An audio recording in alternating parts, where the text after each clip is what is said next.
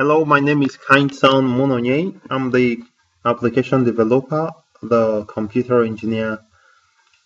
Today we are going to be discussing introduction to NoSQL with MongoDB and say introduction to NoSQL with MongoDB. So there are two important themes, NoSQL and we also have MongoDB. So this is part one of a series of courses that discusses NoSQL. So what are we going to cover in this course? We are going to cover technological overview of NoSQL. We're also going to be looking at motivations of NoSQL and the benefits, why NoSQL is important. Then we also have various applications areas of NoSQL. Then we look at weaknesses or the challenges of NoSQL, types of NoSQL databases. How does NoSQL handle relational data? We are going to consider that under handling relational data. We also have introduction to MongoDB. MongoDB is a tool we are going to use to implement NoSQL in this course. We are going to look at features of MongoDB, installation of MongoDB. NoSQL Manager is another tool we can use to implement MongoDB. We also have working with MongoDB. We're going to create a few databases, add data, delete data, and see how it works. So sit around and try to follow along. If necessary, you can pause the video and try to understand the concepts. All right, let's go into the first part. NoSQL refers to databases that provide a mechanism for storage and retrieval of data that is modeled in means other than the tabular relations used in relational databases. So what it means is, of course, NoSQL is a database just like normal database where you have data stored in certain structures on disk. But now the data is not modeled like tables of rows and columns that are related to other tables by primary and foreign key, but the tables is stored in a different kind of data structure. Okay, so I give an example there for this code snippet here. We have a typical way a record is stored in NoSQL. So here you have opening braces and closing braces and closing one single record. We have name, Kainson Mononye, that is me, department computer science, date, we have date level 2. I think this is very clear, and this is kind of how NoSQL stores data. This looks like a JSON implementation. I think in a different video I'll discuss JSON, JavaScript object notation, a data structure that is normally used for NoSQL. So what does NoSQL mean? Well, it can mean no relational, right? But it also sometimes is called not only SQL, to show that it may support SQL to some extent, and then at some other times it doesn't. So not only SQL can say it's the right acronym for NoSQL. So what are the motivations behind NoSQL? We have, I outlined 4 of them in my research. I got 4. The first one, simplicity of design. With NoSQL, you don't have to worry about complexity with things like normalization, transaction, primary and foreign keys, and the rest. You don't have to worry about that. So NoSQL is very simple. As you can see, the data structure here for this record is very simple. It's highlighted. This is simply someone's record, right? So simplicity is one of the key motivations behind the NoSQL. We also have simpler horizontal scaling to clusters of machines. So you have it's easier to replicate NoSQL data, copy it across several clusters of machines, and that takes us to the next one, better control over availability, making it that it becomes easily available, better than the normal relational database management systems.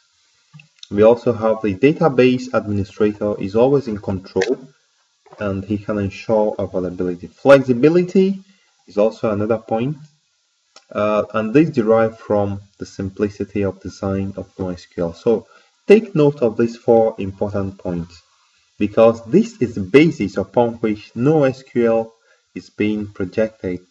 Simplicity of design, simpler horizontal scaling to clusters of machines, better control over availability, and then we have flexibility. 4 benefits of NoSQL. Alright, let's move to the next item. Application areas of NoSQL. The first one is big data. I made another video for big data because big data is a very wide topic, and that is why I devoted another presentation for big data, right? Okay, but let's highlight the concept. What really is big data? Big data is also a database, but the size of this database is so large that traditional data processing applications cannot work. You can't analyze big data easily using normal conventional processing techniques that applies to relational database. That is where NoSQL comes in. NoSQL breaks this deadlock. It handles big data very effectively. But just as an aside, what makes data big data? What characterizes big data? Is it when you have millions of rows, millions of records in your database? No. There are about 5 points that make data, that's a criteria that makes your data or that is used to identify big data, and there are 3 V's. The 3 V's: volume, velocity, and variety. The first one is volume, and that is very clear.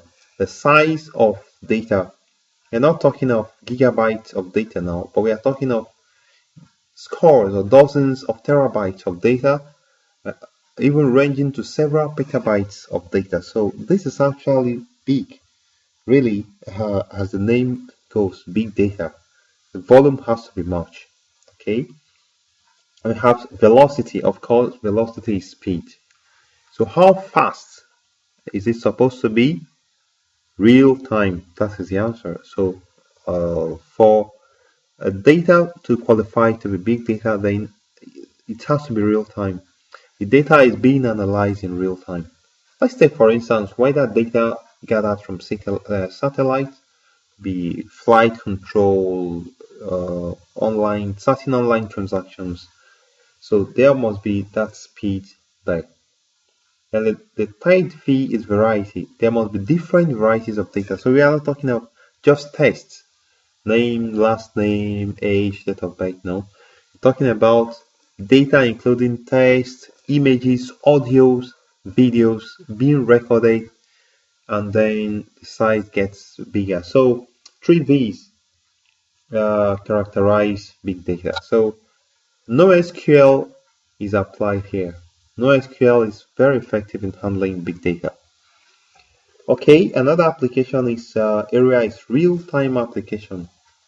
For instance, we have online gaming, we have voice over IP. I have another video that explains voice over IP. You can search for it in YouTube, then get to understand real-time communication over internet protocol can also be analyzed or logged using NoSQL. NoSQL have also encountered some challenges along the line, and I outline about 5 challenges here, or 5 weaknesses, let's put it that way. But one thing is recent NoSQL databases or implementations tend to mitigate these challenges. Okay, maybe when we go to an implementation of this, maybe when we install some of these databases, I'll start with MongoDB. And then we see how it can overcome some of these challenges. But let's take these 5 challenges first. 1. Most NoSQL databases lack the ability for joins in queries. If you have worked with relational database management system, you figure out that joins are very important. You have inner join, outer join, and so on. So you use it to aggregate data from different tables. But now for NoSQL, it's not always the case. So how do you handle such a thing? That is one weakness, one challenge that NoSQL has. We also have more time to replicate because data is one big block of data, maybe in a file, in a document. How do you replicate? It takes more time. We also have support for ACID.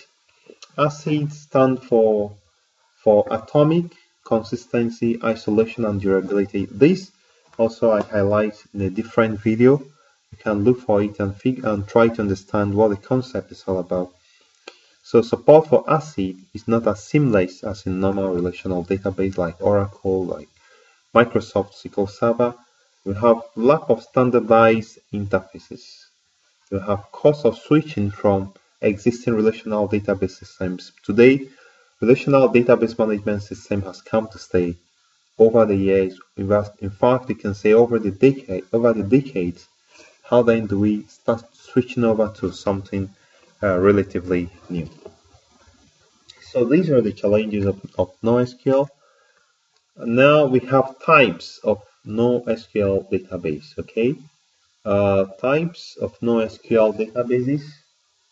I would like to stop here for now, and we move to the part 2 of this presentation to continue our discussion with types of NoSQL databases. If this is informative for you, move on to the part 2.